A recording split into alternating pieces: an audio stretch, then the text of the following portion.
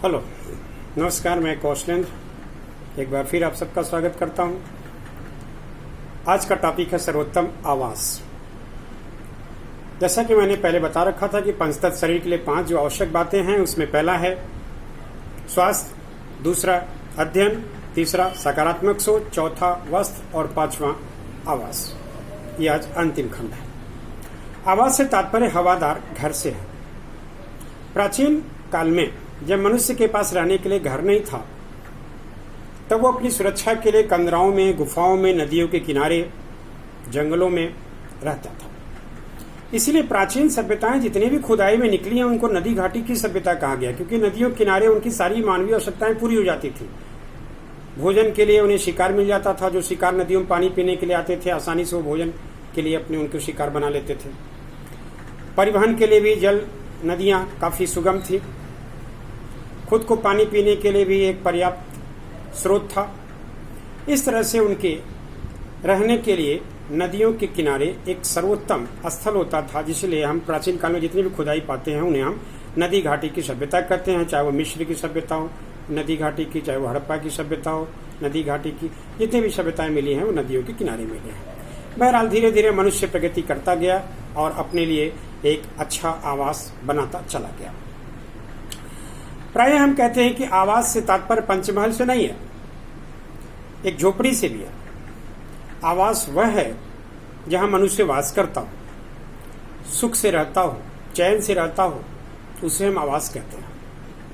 आवास वह है जहां वह सारी मानवीय आवश्यकताओं की पूर्ति करता हो, जहां वह सुबह से शाम तक शांतिमय ढंग से जीवन व्यतीत करता हो, अपनी थकान मिटाता हो, उसे हम आवास कहते हैं। आवास वह है जहां समाज का निर्माण करता हो, अतिथियों का स्वागत करता हो, अपने तमाम सामाजिक क्रियाएं संपन्न करता हो, धार्मिक क्रियाएं संपन्न करता हो, आर्थिक क्रियाएं संपन्न करता हो, राजनीतिक क्रियाएं संपन्न करता हो, और यहां तक कि प्रकृति से सुरक्षा भी करता हो।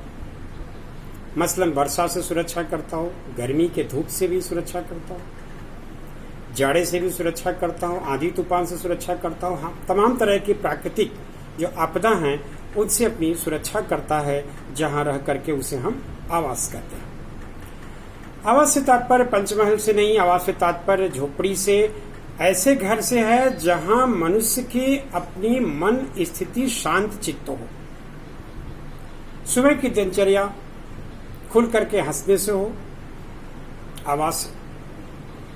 तमाम चुनौतियों का सकारात्मक ढंग से समाधान ढूंढने का स्थल हो, आवास है। विपत्तियों से उबरने का माहौल हो, आवास है। तमाम ऐसी क्रियाएं जो दिन भर हंसी खुशी, रोना गाना, उधम हंगामों के साथ व्यतीत होता हो, एक स्वतंत्रता हो, एक स्वच्छंदता हो, आवास है। इसलिए हम आवास के लिए अपनी अलग अलग परिभाषाओं को मानक बनाते हैं। लेकिन आज की जरूरत हो गई आवास ऐसे जगह हो जहां मनुष्य की बुनियादी जरूरतें भी पूरी होती हो। मसलन हॉस्पिटल पास में हो, अगर बीमार हो तो अच्छे से कम समय में इलाज हो सके। रेलवे स्टेशन पास हो ताकि यात्रा सुगम हो सके। हवाई अड्डे पास हो ताकि अंतर्राष्ट्रीय राष्ट्रीय यात्राएं कम समय में संपन्न हो सके। सड़कें अच्छी हो, गलियां अच्छी हो, साफ सुथरी हो, हवादार हो, सुरक्षात्मक दृष्टि से सही हो। इन सारी चीजों को हम आवास की श्रेणी में मानते हैं। विद्यालय नजदीक हो, खेल के मैदान नजदीक हो, यानी आवास को हम आज अपनी अन्य सुविधाओं से जोड़ करके देखने लगे हैं। बहरहाल आवास ईंट पत्थर के बने मकान को ही नहीं कहते, बल्कि आवास की आत्मा क्या है? आवास की आत्मा है प्रेम, और उस घर में रहने वाले सदस्यों के बीच में आत्मीयता आवास की आत्मा होती है। इसलिए एक कलह प्रिय घर शमशान से अधिक कुछ नहीं।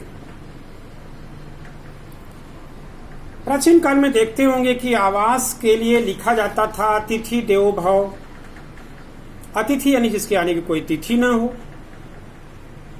उसकी तुलना देवताओं से की जाती थी।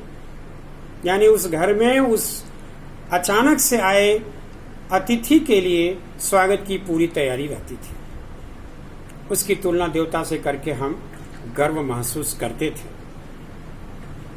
सुस्वागतम भी लिखते थे कि आपका स्वागत हो, और तमाम ऐसे भी उत्प्रेरक और स्वागत गीत लिखते थे जिससे अतिथि अपने आप को गौरवान्वित महसूस करता था।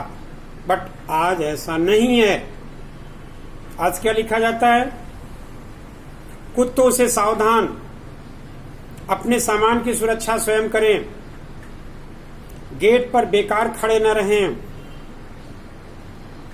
कृपया बेल एक बार बजाएं। यानी तमाम तरह के ऐसे शब्द जैसे कि मानो हम वहां जाकर कोई अपराध कर दिए हों। आज आवास की परिभाषा ये बदल गई है। प्राचीन काल में आवास में एक गाय भी रखी जाती थी जिसे गोधन कहते थे। गोधन से गोकुल बनता था, गोकुल से संपन्नता आंकी जाती थी। आज गाय नहीं है, कुत्ते हैं।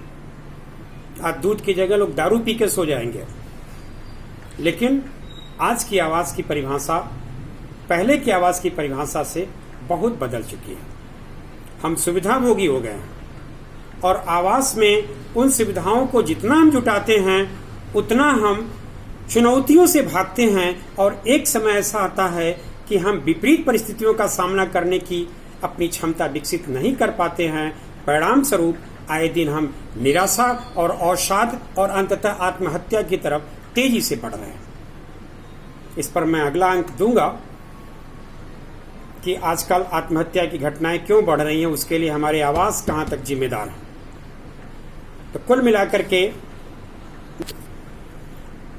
मनुष्य की सभी मानवीय आवश्यकताओं की पूर्ति हो, व्यक्तित्व का विकास हो और हमारे अतिथियों का उत्तम स्वागत हो, हंसी और शांतिपूर्ण वातावरण का निर्माण हो, यही आवास की सही परिभाषा है। साफ सफाई और स्वच्छता हमारी दिनचर्या का एक अंग होना चाहिए। ये आवास की आत्मा है।